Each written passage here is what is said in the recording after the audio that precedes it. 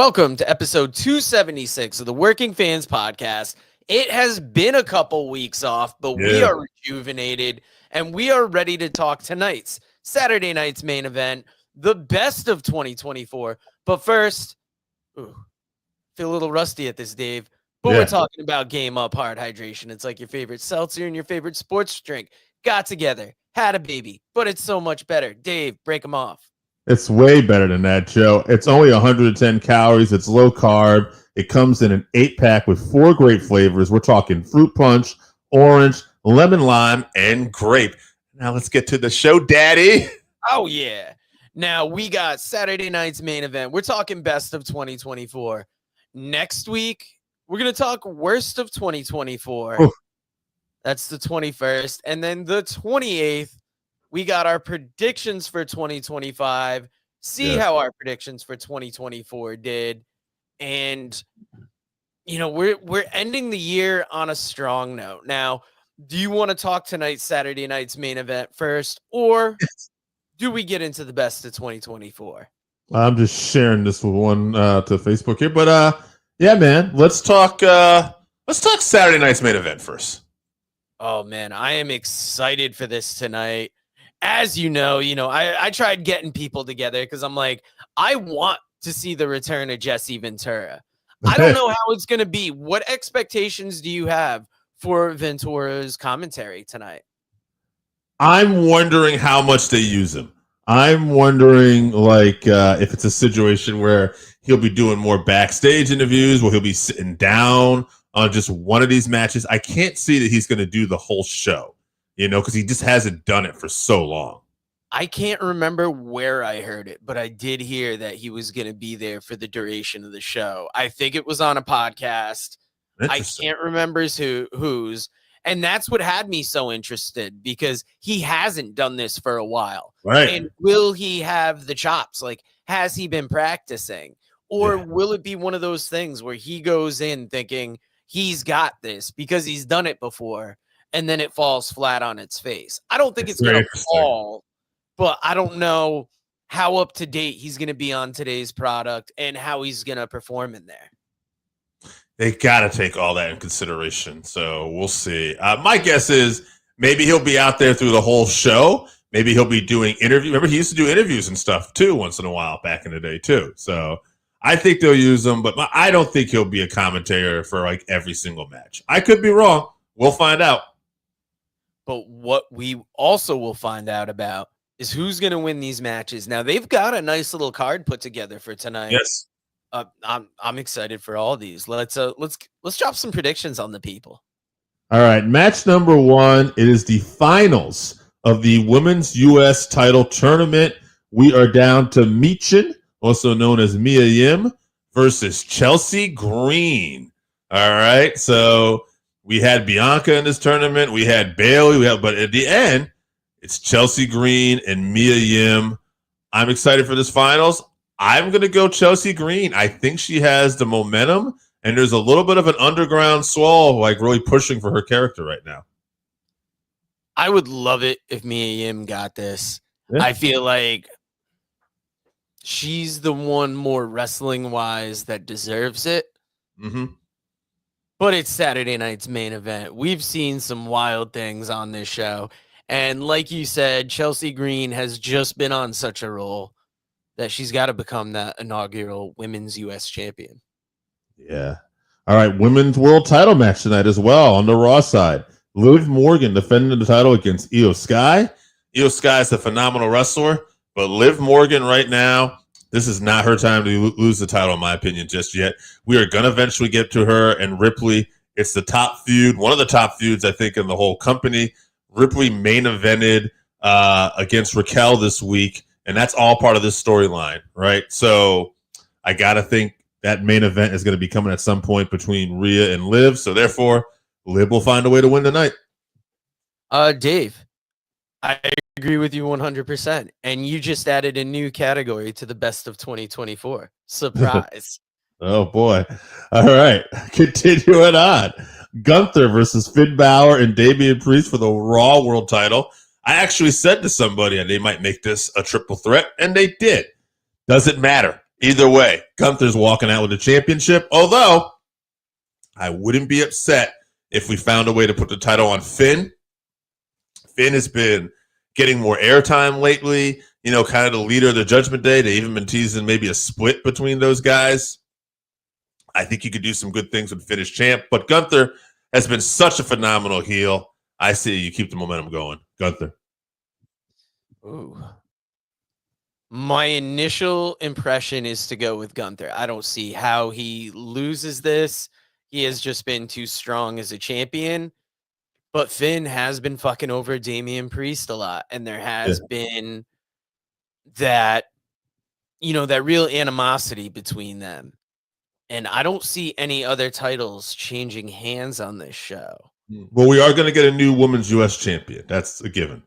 Well, yeah, that title's going to be crowned, but of the other titles being defended, I don't see any chance of those titles moving. Yeah. So I'm going to make the bold claim that Finn becomes champion tonight. Finn wins. When you're with Finn, you win. All right. Sami Zayn, excuse me, versus Drew McIntyre. Drew McIntyre just came back. He attacked Jey Uso. He attacked Jimmy Uso last night. Now he's going after Sami Zayn. He's going to get the job done. This is Drew at his best, picking apart these guys and getting heat. And eventually, someone will probably get the best of Drew, but not yet. Yeah, I was trying to come up with a good Syria joke in my head, but I didn't have anything. So I'm going to go Drew McIntyre for the win, and we're going to move on. Thank you. All right. Man, we're going to shut down our first day back. Cody Rhodes versus Kevin Owens, WWE World Champion, and there is plenty of hints for one night only. We will see the return of the Winged Eagle belt, too. They did a little promo. Triple H is saying we're doing nostalgia. This is one time, and Cody's looking at a case, and you see the case, bright lights, kind of similar to Pulp Fiction. The suitcase is glowing. I don't think there's going to be any drugs in this, though. I think it's the Winged Eagle. At the end of the day, Cody Rhodes, I've heard some rumors. Some people are speculating maybe Kevin Owens wins this title. Maybe even this is transitional champ. No way. Cody's the man. Cody's rolling into Mania, or at least until he meets The Rock or Roman. But right now, Cody's not dropping that belt. Cody's the champ.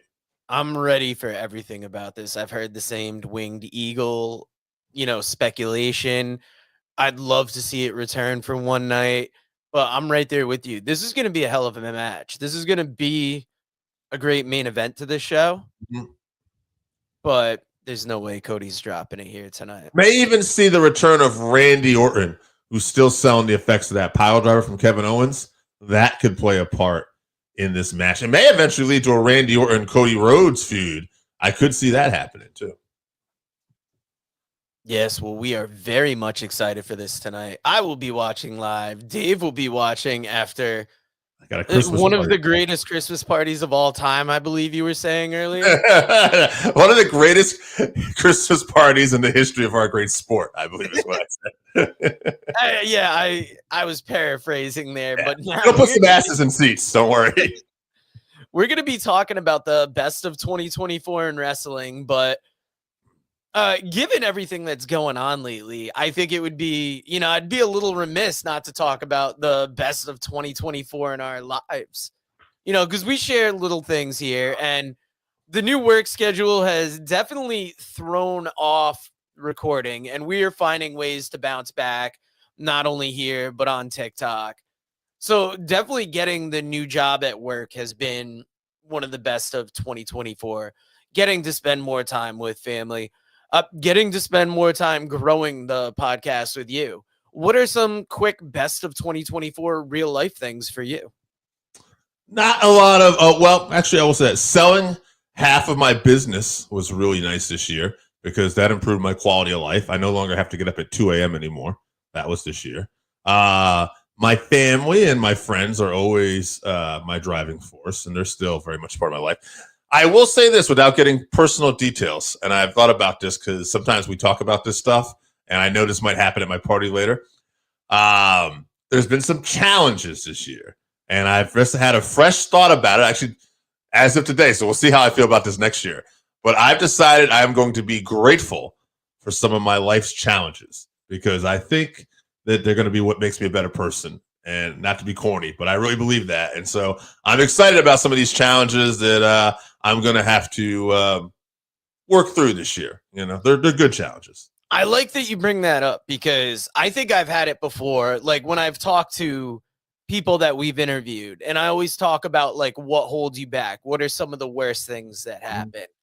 And the way that people respond when not looking at them negatively, but looking at them like learning experiences, looking at them like challenges. I'm up against similar, not the same challenges, but in a way, there are things that have been, you could take them on their face as negative, or you could take them as, minor setbacks, but they are just learning experiences. They are moments that give you a chance to grow. And sometimes you got to embrace that. And before, some people start using the F word about us, and I'm not talking about fuck, we're going to get to the best of 2024. Yes. We're having fun today. It's been a minute since we've been on here. Shout out to Princess Josh. Hope you're watching. And there's been a lot of good in wrestling this year. So, Dave, before we get to naming off our list, I'm just going to let you know that Feud got added to the list. We're going to put that at the bottom so you have a chance to kind of consider it. All right. All right, goddamn. I didn't know you worked right off the top like that. Let's start with male wrestler of the year. I'll go first because in my mind, it is very hard to dispute that it was Bryan Danielson with the retirement tour, with the, emotional send-off that he's had so far for AEW. I just think what they did with him, it was a great end to a career, for now at least. Well, yeah. And that's got to be my male wrestler of the year. I like that it was a real great send-off. We put a plastic bag over his head and choked him out. Yeah, in front of his kids and shit. They love that. Just kidding. I mean, he did. It was nice that he was able to retire with the belt. I will talk about that later, but he did not make my wrestler of the year. I tend to look for people who were a little more consistent and dominant in the way they're booked, because we're talking about their characters, I think, too. And when I look at that, for years and years lately, it's been Roman Reigns. Not this year. It's Cody Rhodes. Cody Rhodes won the Royal Rumble. He won the world title at WrestleMania, and he's continuing. He won the big crown jewel thing with Gunther, too, at the end. This guy's rolling. He could lose the title tonight, but as far as I'm concerned, Cody has been the wrestler of the year. I just thought of a funny line I was going to use during our real life best of 2024, but we'll repurpose it for the end. What we aren't repurposing is our best female wrestler of 2024. All right. I'll go Liv Morgan.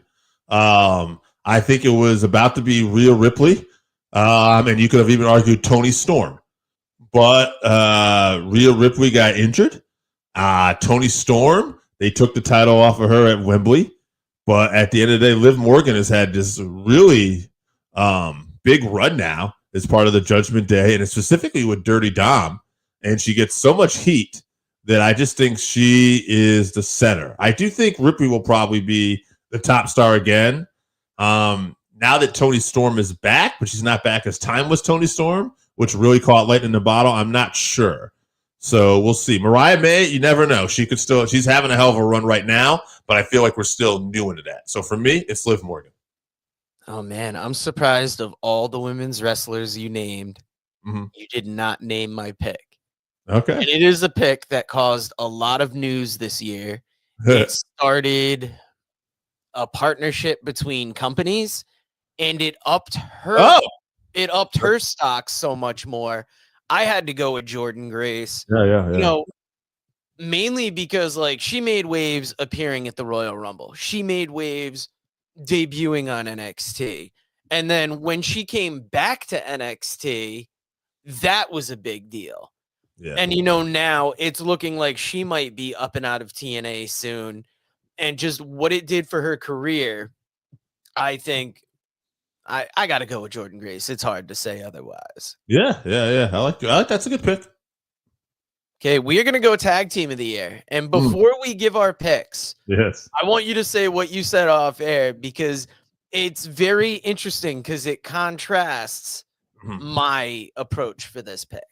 I just didn't think it was a great year for tag teams overall. I didn't think we had a lot of tag teams. I didn't see any dominant runs. Let's put it this way: like FTR wasn't holding the titles, for half the year. The Bloodline had a cup of coffee with the tag titles as far as the Tongans went, but there was no long Jimmy and Jey Uso run. At the end for me, the Judgment Day had a longer run, but they barely defended the titles.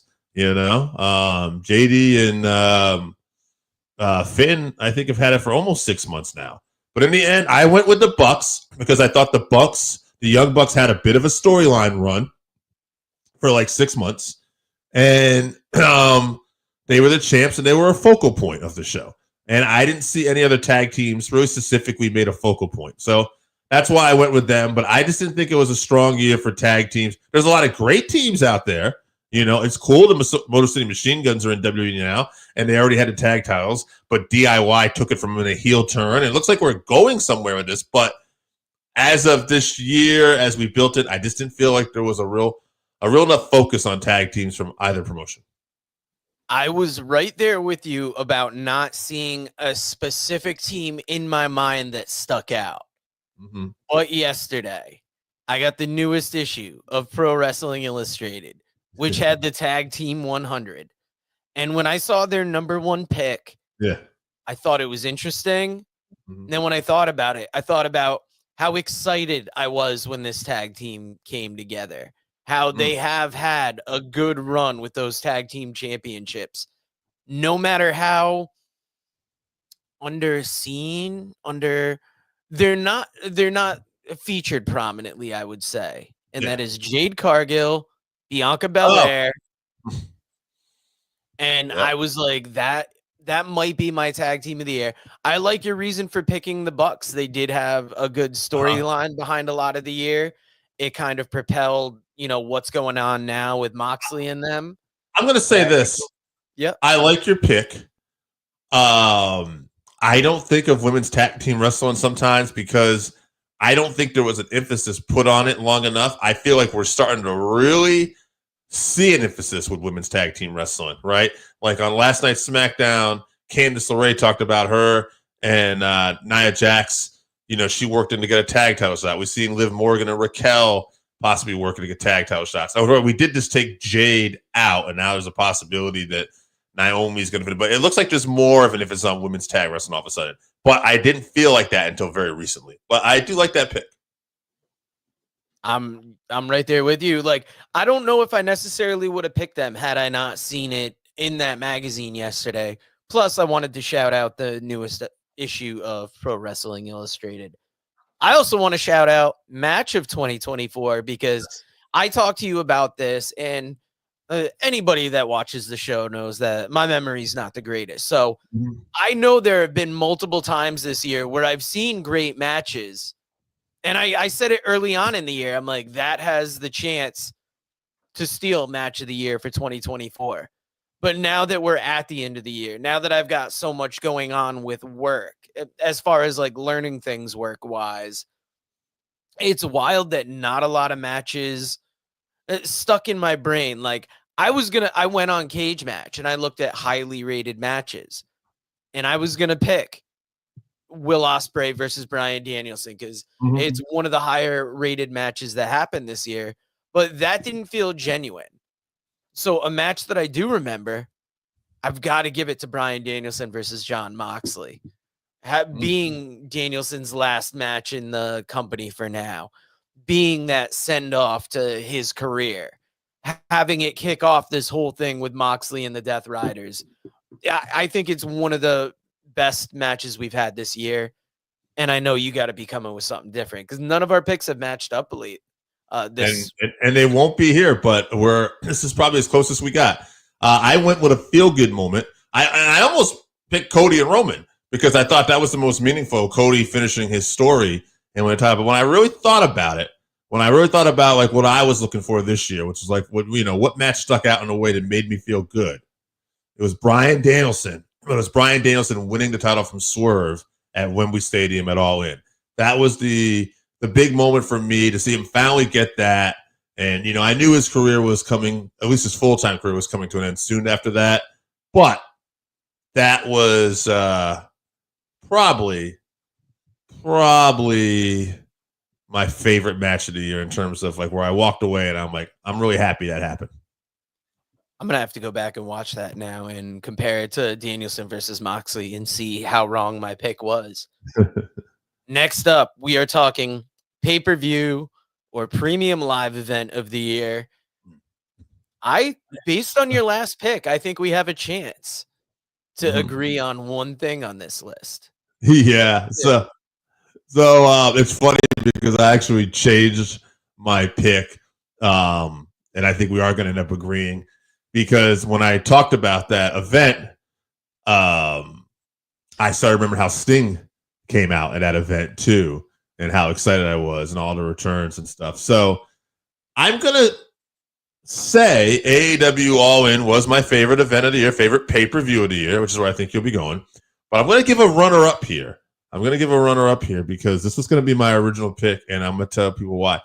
WWE Bad Blood, a sleeper of a pay-per-view, and me and Joe did a watch-along with that. And one of what I liked, we had a thing with Gunther and Goldberg, and there was this great lead-up with Roman and Cody teaming up at Georgia Tech, which all led into that. But what I really liked about it was for that night, for whatever reason, the WWE really focused on their legends. And we saw guys like Anderson, Mickey James, Dallas Page, everybody just kind of backstage and featured like in a prominent, respectful way. And that made me feel really good. So I really enjoyed that. But overall, given Danielson's win and the surprise return of Sting that night, which I did not see coming, I'm going to give it to AEW All In. I've got All In as well. Just the way you described Bad Blood and me remembering like how fun the watch along was for that, how fun that event was. I'm a little disappointed in myself that I didn't even consider Bad Blood. For me, it was 100% All In. If I had thought Bad Blood, that might have like inched this out. You know, WrestleMania also. Right. WrestleMania, that's almost one that you almost don't want to pick it because if WrestleMania is doing what it should be doing, it should be the premier event of the year. So with WrestleMania, it was like I was thinking about 1 and 2, and then I was thinking about Royal Rumble. I was really thinking about big events. And when I first thought about AEW, I was so focused on Danielson and Swerve that the event itself had kind of gotten away from me. So, and that's really what I look at as big events. And nothing else from AEW really stood out for me, like overall. But, you know, WWE had its heavy hitters, but I'm like, but I was like, man, I really enjoyed that Bad Blood that night. So that's why that ended my mind. But when we started talking about AEW All In, like I said, I remember Sting coming back as well. And even that pre-show where we had the Von Erichs. The Von Erichs. Yeah, just a lot of like fun things happening. I just felt like, okay, that might have been my favorite event of the year. So I'll go with AEW All In. It's almost surprising that an AEW event made it to our best of 2024, considering WWE shows I think are going to be more likely because they're shorter, they're more digestible. Things are going to stand out in your mind more because you don't have so much going on. You know what's funny though? It's that AEW All In pay-per-view. That was the one I watched in the afternoon, and that was one that started, you know, like and finished around like what 5 o'clock or whatever. Like it was an afternoon pay-per-view. Yeah, I didn't even like 1 o'clock. Yeah, I didn't even think about any other AEW pay-per-view, which all had good wrestling. But at the end of the day, I felt kind of tired. My immediate thoughts went to like Royal Rumble and the WrestleManias. So definitely. Now, the next category I had was company, but I think it's probably better to say show because even within the same company, and I'll give you an example, it's not going to be my winner. Oh, I see what you're saying. But, you know, AEW Collision is better than Rampage on average. Yeah. Although last night's Rampage was something to see. Mm-hmm. But, and you know, sometimes Collision's a little bit better than Dynamite just because it's almost like they get to the point quicker. But yeah. I say all that to say that NXT was my show of the year. even on weeks where I didn't keep up with it as much, like, over the past month, it is still the show I'm most curious about. Not even because who is showing up next, but just where are these storylines going? Eddie Thorpe is interesting. Lexus King is interesting. Obviously, you've got, the D'Angelo family. You got Trick Williams. You got Javon Evans. You got Nathan Frazier and Axiom. So many different, teams, people. And we've talked about it this year. How stacked is that ladies division? It's got to be NXT for me. Yeah, that's probably close. I'm not gonna go it. I'm gonna go different. I have a soft spot. I don't know what it is. I think I'm the minority of most of my friend group when I look at our group text. But I like Friday Night Wrestling. I like SmackDown. It works perfectly for me. So from that 8 to 10 spot, that's what I like. Monday Wrestling, even though Raw's been a better show, sometimes Monday still tires me out. I do like NXT, but sometimes I just find there's stuff on NXT that I'm like, whatever. But I will say, in terms of like character development and storylines, I don't know if there's a better show than NXT. Like, they just really have a way of identifying everything that's in their main storyline. And they have a way, even if I don't like somebody in the beginning, or like I'm not really like paying attention to somebody, they have a way of drawing me in. I'm like, oh yeah, this character. Okay. You know what I mean? So I think they do a good job of that. But I'm picking SmackDown. Nice. Next category coming up. Obviously, both of us have the Working Fans podcast in our hearts, so we're not going to vote for ourselves. But the best podcast of 2024. And this is going to be interesting because Dave and I, even though, we do the podcast together, we watch wrestling. Sometimes what we enjoy or like our points of view on wrestling are a little different. So I expect us to have vastly different choices. And I got to say, I'm curious. Who are you picking for this one, Dave? I went with Post Wrestling. I went with Wei Ting and John as this baby an overall podcast and YouTube channel. If you're going to narrow it down to a specific show, I do tend to watch their Raw reviews a little more for whatever reason. It just seems to line up. But overall, just Wei and John, that particular combination, like they draw me in more than anybody right now. There's some other stuff that I watch clips of during the week, like Keeping It 100, some of Conrad's podcasts. But John and Wei tend to hold my focus a little more right now. I can't remember if it was on their Patreon or not, but they had a funny discussion about, and we've had it on StreamYard, where we have our regular places where our faces go. And I'm going to drop this real quick so you can see it's usually myself on the left, Dave on the right. There was a moment in Post Wrestling that they had reversed the windows this week, and it was just a throwaway little conversation between them. But it was funny because as a podcaster, I'm like, I know that moment where it's like you're so used to seeing it one way, and it doesn't matter if the order is reversed, but it's something you notice. And just the fact that John mentioned it this week, I thought was funny. And it's one of the things I enjoy about them is they bring that real life into the podcast, as well as being very entertaining and very on top of the news. Did you pick them? I did not pick them because I chose the Booking the Territory podcast. Okay. I enjoy this podcast because they watch old WCW. They talk a little bit of real life, but they are consistently funny. And I very much enjoy Post Wrestling. I watch them multiple times a week. Their Raw reviews are great. Their Dynamite reviews are great. Yep. But what I like about Booking the Territory is you're hearing about wrestling, you're hearing about old time wrestling, and you're getting, a dash of humor with it.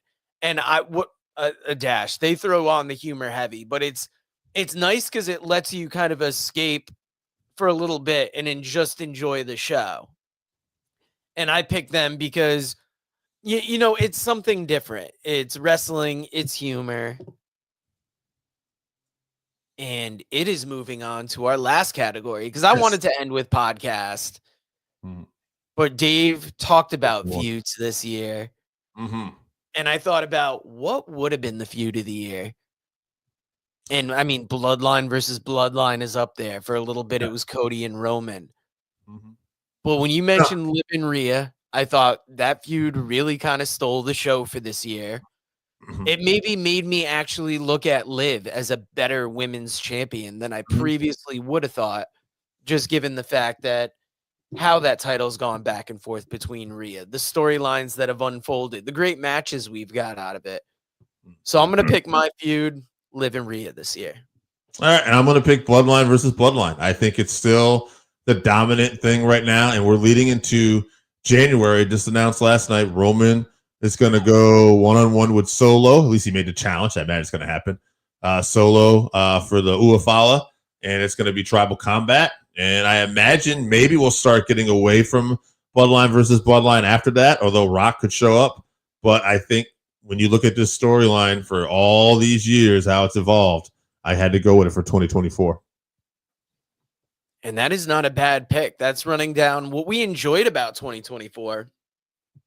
And I wanted to start with what we enjoy because we don't harp on the negative too often. But next week, that's going to be about half our show because we are going to give you the worst of 20. Shit on people. And you know, the one thing I'm going to take off there, just because it really makes sense since we work in the podcast sphere, we are not going to talk about the worst podcast of 2024. You know, just out of respect for it. Like, I mean, if I could bring up a negative, sometimes when Jim Cornette goes in too much on AEW and it feels like piling on, even though you're getting great wrestling knowledge, sometimes that gets a little tired for me. I still listen every week. I still very much enjoy the show. But if I had to bring up a negative as far as podcasts, it'll be that. But we're not going to tell you which podcasts suck because that's just not what we do here. And if there's one thing Dave has talked about time and time again, it's family, it's friends, and it's the fans. And you know what family, friends, and fans all like? Game Up Hard Hydration. If you haven't tried Game Up, then you are missing out. Imagine your favorite seltzer and your favorite sports drink had a baby, but it's way better than that. Each can is 110 calories, low carb, 4.9 ABV. It's a nice light drink that is not light on flavor. Game Up comes in fruit punch, orange, lemon, lime, and grape. Pick it up at drinkgameup.com or at your nearest liquor store. Author Ray Lopez presents Lockup, professional wrestling in our world. Lockup dives headfirst into the colorful world of professional wrestling. Explore the iconic characters, careers, matches, history, and families, and delve into the bizarre and fascinating entwining of professional wrestling and film, television, football, politics, gender, and race. Pre-orders are available now on Amazon.com or at MascotBooks.com. This is the perfect gift for the wrestling fan in your life. Pick up a copy today on Amazon.com or at MascotBooks.com.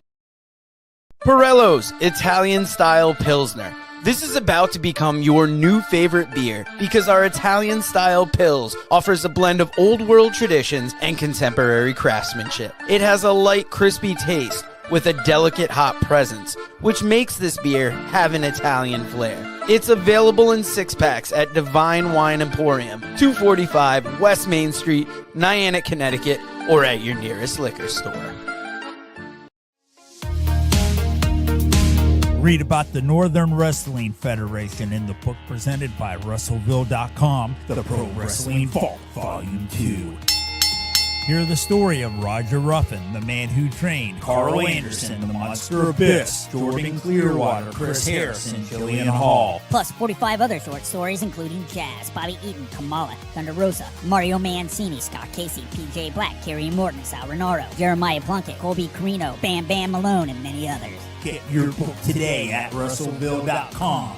Russellville. It's where wrestling lives.